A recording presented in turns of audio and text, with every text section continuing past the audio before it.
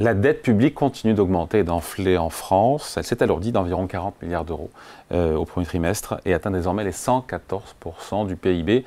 Et ce n'est malheureusement pas fini. Bonjour Patrick. Bonjour David. Patrick Gartus, conseiller économique d'Ociam. Dette publique française qui est au plus haut donc. Après, est-ce qu'on est vraiment déjà à un niveau insupportable? Est-ce qu'on est les seuls dans ce cas-là? Parce qu'on dit ça depuis tellement longtemps que la dette publique en France pose problème. C'est Bayrou en 2007 déjà qui en parlait. Oui, alors bon, le premier point, c'est de dire que la hausse du taux d'endettement public en France probablement va durer. Et je ne vois pas comment on arrête en réalité la hausse du taux d'endettement public. Et je répondrai tout de suite à votre question. Bon, les raisons, c'est le vieillissement de la population. Si vous regardez les dépenses de santé, elles étaient programmées, une augmentation de 3,4% était programmée cette année, hein, c'est l'ONDAM, hein, et probablement on va être autour de 4%. Hein, donc les dépenses de dépendance, hein, 30 milliards d'euros cette année, 50 milliards d'euros en 2030. L'éducation, ben on sait qu'on paye mal les professeurs, on les forme mal, etc. Donc on voit difficilement, malgré la petite baisse du nombre d'enfants, on voit difficilement des économies sur les dépenses d'éducation. Les dépenses militaires, ben, normalement on est engagé à les faire passer de 2,1 à 3,5% du PIB. Après le dernier Donald Trump a gagné. Bon, voilà. Et puis les impôts, alors même... Enfin, si on doit stabiliser le taux d'endettement public, prenons l'hypothèse que les taux d'intérêt à long terme, c'est à peu près le même chiffre que la croissance nominale à long terme. Donc c'est un peu optimiste, et probablement les taux d'intérêt à long terme. Pour stabiliser la dette à 114% du PIB. Pour stabiliser le taux d'endettement à long terme, il faut un excédent budgétaire primaire d'autant plus élevé que vos taux d'endettement sont supérieurs à la croissance de long terme. Croissance de long terme de la France, probablement, aujourd'hui c'est beaucoup plus bas, mais peut-être c'est entre 2,5 et 3%.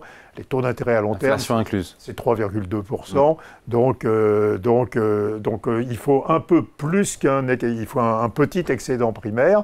Bon, supposons simplement qu'il faut faire disparaître le déficit primaire. Et donc, il faut réduire le déficit public de 3,5% du PIB. Il faut baisser, on est à 5,5. L'année dernière, on était à 5,8 et donc 3,5 de déficit primaire. Et donc, il faut l'amener à zéro et même à un chiffre un peu positif. Donc, 3,5 points de PIB, ça fait 105 milliards d'euros.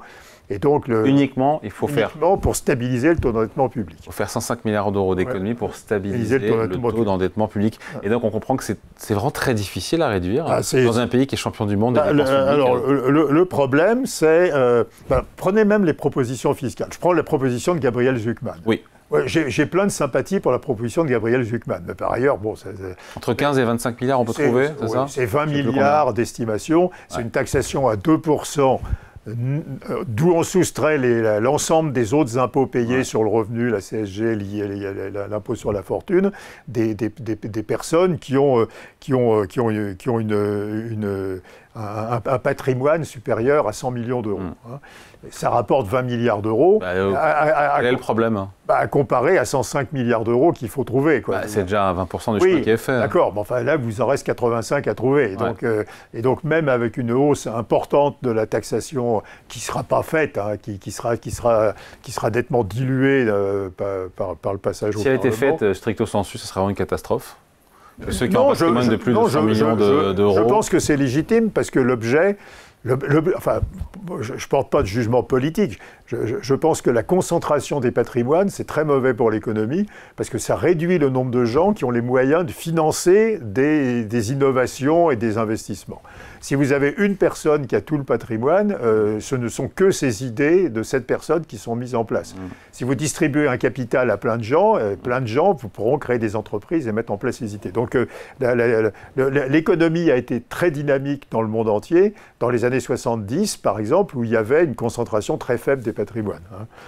Bon, mais même si on fait la taxation Zucman, on ne sortira pas de déficit public. Alors, on sait qu'il faudrait faire des réformes à la suédoise. Oui. C'est-à-dire privatiser ce qui est dans le champ de l'État aujourd'hui et qui n'est pas nécessairement dans le champ de l'État. Les Suédois ont privatisé les transports, un bout des hôpitaux, un bout du système éducatif, etc. On parle des Suédois. Hein. Les Suédois, passer au système des agences. Donc il y a des agences qui sont en charge d'une fonction de l'État. Il n'y a pas plusieurs institutions qui sont en charge de la même fonction. Elles sont évaluées, elles ont des statuts de droit privé. Et nous, en France, on dit que les agences, il faut les... Non, mais ça, c'est pas les mêmes agences. C'est pas les mêmes agences. Et puis, il y a la disparition du statut de fonctionnaire. Enfin, les réformes qui ont été actées en Suède sont totalement multiparties. Aussi bien les sociodémocrates que les conservateurs ont soutenu ces réformes, sont inimaginables en France. Il n'y a pas le consensus politique pour ça, évidemment. Donc ça n'arrivera pas. On est toujours bloqué sur la situation structurelle de l'organisation. Donc la France ne réussira pas, selon vous, à stabiliser sa dette publique. Et alors, le problème, c'est que la France finance très très facilement son déficit public aujourd'hui. Oui. Mais quand sera-t-il quand le taux d'endettement public sera de 120, 125, passera au-dessus du taux d'endettement public de l'Italie, etc. Donc, ce n'est pas une inquiétude pour le court terme qu'il faut avoir. Il faut avoir une inquiétude pour le long terme. Alors, en plus, il y a un facteur aggravant qui est le changement de politique budgétaire de l'Allemagne.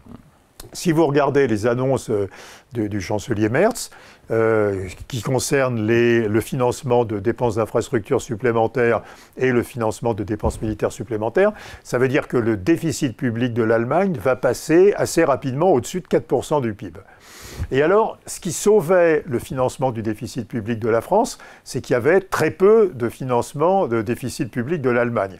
Et donc, il n'y a pas de papier allemand. Le rationnement du papier allemand reportait... Du papier, c'est les obligations du Trésor allemand. Il n'y avait pas beaucoup d'obligations du Trésor allemand émises, il y avait beaucoup d'obligations du Trésor français émises, et donc ça s'organisait assez bien, parce que les gens qui ne pouvaient pas trouver d'obligations du Trésor allemand, sauf à faire effondrer les rendements sur la dette allemande, se reportaient avec des écarts de taux qui sont autour de 70 points de base en moyenne sur la dette française. Mais si les Allemands émettent 2 points de PIB de plus chaque année, il y aura une attraction pour le papier allemand au détriment essentiellement de la dette française, peut-être un peu de la dette italienne, mais les Italiens vont passer rapidement. Dès 2026, l'Allemagne va émettre, pour financer encore une fois le budget militaire, les infrastructures, l'Allemagne va émettre dès 2026. Oui. Donc il y aura cette compétition. Il y aura cette compétition qui va commencer. Ça ne veut pas dire pour autant qu'on aura une crise de la dette publique en France en 2026. Dès 2025, en réalité, il y aura près de 3% de déficit public en Allemagne. Donc assez progressivement, il y aura peut-être un report des acheteurs de dette publique de la France vers l'Allemagne, ce qui accélérera le mouvement de hausse des taux en France. Donc je crois qu'il n'y aura pas une crise, il n'y aura pas le FMI, enfin, donc ça c'est du folklore. Mais il y aura nécessairement un gouvernement dans le futur qui fera des réformes à la suédoise, et qui se posera des questions sur l'organisation du système de retraite, sur le périmètre d'action de l'État, sur l'organisation de l'État, sur l'empilage des collectivités locales. Contraint par une désaffection. Le coût de financement. La dette française. Si on passe de 70, puis à 100, puis à 150 points de base d'écart de taux vis-à-vis de l'Allemagne, on est dans une dynamique explosive qui contraindra, à nouveau, il n'y aura pas de troïka, donc ça c'est des fantasmes, mais qui contraindra quelques gouvernements français que ce soit. La troïka, il faut rappeler, c'était FMI, Banque Centrale Européenne, Commission européenne. À l'époque de la Grèce. À l'époque de la Grèce, du Portugal. Et donc, je crois que la France est un pays où on ne supporte pas des mesures qui freinent la consommation des ménages. Et alors, en plus... c'est un gros moteur, d'activité. Mais oui, mais non, mais en ce moment, alors je n'ai pas mentionné, en ce moment, il faudrait financer en plus des investissements nettement supplémentaires dans la transition énergétique, dans le numérique, dans le financement des innovations. Draghi nous dit que c'est 4,5% du PIB dans l'ensemble de l'Europe. Et donc là, je n'inclus pas dans mes calculs les 4,5% du PIB de Draghi. Et donc ça veut dire qu'on ne fait pas les investissements de transition énergétique, de modernisation de l'industrie, etc.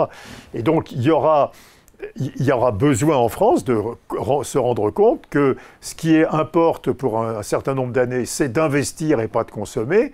Et il faut arrêter de discuter de toutes les politiques économiques en fonction de leur effet sur la consommation. Il faut discuter de leur effet sur les capacités à investir.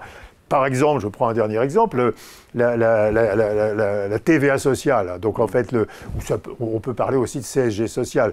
L'étalement sur l'ensemble des contribuables de quelque chose d'une charge fiscale qui ne pèse que sur les salariés aujourd'hui. Et donc, en particulier, ça serait totalement légitime sur les dépenses de famille qui profitent à tous les Français. Et ben, cet étalement est rejeté, par exemple, par tous les partis de gauche en disant que ça ne sera pas bon pour la consommation. Mais ça sera très très bon pour l'investissement et la capacité d'investir. Donc il faut changer totalement notre logiciel d'analyse des politiques économiques. Et pour ça, il faut qu'on soit un peu contraint et forcé. Donc... oui, ça ne sera pas tout seul, puisque parce que les parlementaires ne rêvent que de soutenir la consommation. Et donc, il va falloir qu'on passe à un soutien de l'investissement. Ça ne se fera pas tout seul, mais ça se fera sous la pression. Alors, à nouveau, ça ne sera pas l'intervention du FMI. Mais on pourrait avoir des tensions, de grosses tensions sur la dette française en 2026. Alors, en 2026, 2027, alors c'est très difficile de chiffrer, parce qu'à nouveau, il y a le flux et le stock. Le flux sera attiré par les déficits allemands. Vendre sa dette française, son stock de dette française pour acheter d'autres dettes, c'est extraordinairement dangereux parce que vous provoquez des moins-values sur votre portefeuille de dette française. Donc ça sera forcément extrêmement progressif. Mais je ne vois pas comment on revient à une stabilisation dans cette configuration politique et de préférence pour la consommation à des politiques économiques qui arriveraient à stabiliser le taux d'endettement public. Allez, merci beaucoup. Explication signée Patrick Artus, conseiller économique d'Ociam. Merci Patrick. Merci David.